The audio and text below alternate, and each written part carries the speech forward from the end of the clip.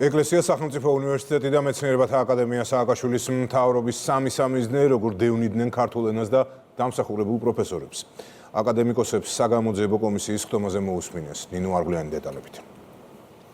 ტერიტორიული მთლიანობის, ბიზნესის, მედიის, პატიმრების გარდა მიხეილ სააკაშვილის ხელისუფლების მძიმე ხელი უმაღლეს სასწავლებლებს შეეხო. ნაციონალური მოძრაობა ხელისუფლებაში მოსვლიდან მალევე უნივერსიტეტებში პროფესორების დევნას იწყებს. მინისტრი კახალ ომაია რეფორმას აცხადებს, რომელიც ითვალისწინებდა სახელმწიფო უნივერსიტეტისთვის სახელმწიფო ბიუჯეტიდან დაფინანსების გაუქმებას, სამეცნიერო სექტორის გაქრობას, ასაკობრივი ცენზის შემოღებას და არც მეტი არც ნაკლები რეჟიმი ცდილობდა უმაღლეს სასწავლებლებში სწავლება არა ქართულად, არამედ ინგლისურად ყოფილიყო. ქართული ენის გაქრობის მცდელობებზე საგამოძიებო კომისიას ინფორმაცია გიორგი გოგოვაშვილმა მიაწოდა.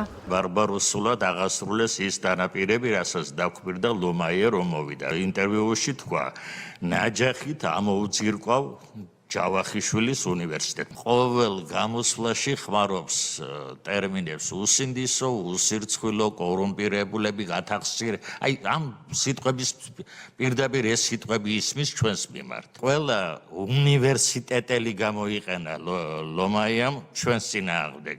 რატი ამოლობელი გიგი თევზაძე, სიმონ ჯანაშია და ასე შემდეგ. კითხვა დავუსვით პირადად მე გიგი თევზაძეს. თქვათ რა ხდება, რაშია საქმე?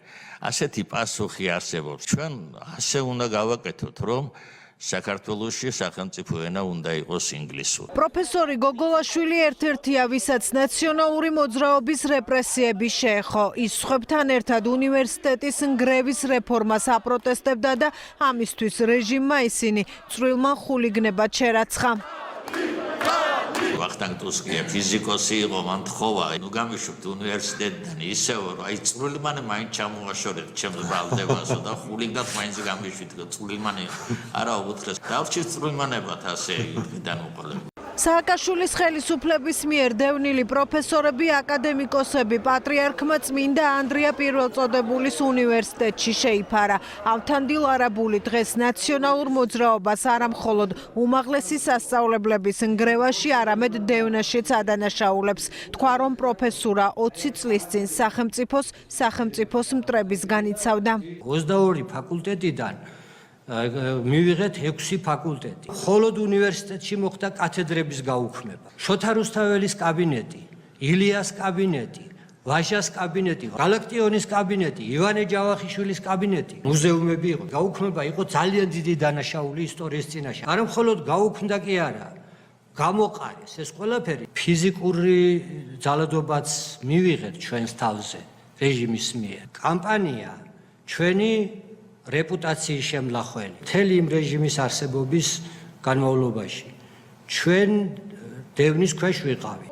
კახალ ომაიას რეფორმას, რომელიც უნივერსიტეტიდან პროფესორების გაყრას ითვალისწინებდა, არაერთი ადამიანი შეეწირა. მათგან ერთი თამარ კეკელიძე დღეს ლია მელიქიშვილმა გაიხსენა.